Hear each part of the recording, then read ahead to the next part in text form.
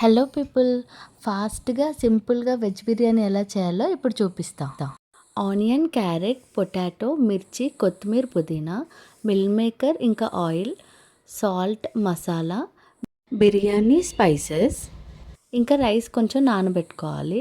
First stove on చేసి pan పెట్టుకొని కొంచెం ఆయిల్ వేసుకోవాలి. ఆ ఆయిల్ హీట్ అయిన తర్వాత దీంట్లో మనం తీసుకున్న బిర్యానీ స్పైసెస్ వేయాలి.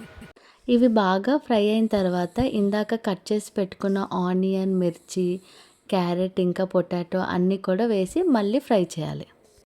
ఇవన్నీ ఫ్రై అయిన తర్వాత ఇంతకుముందు వాష్ చేసి పెట్టుకున్న మిల్ మేకర్ కూడా వేసేసుకొని మళ్ళీ ఫ్రై చేసుకోవాలి.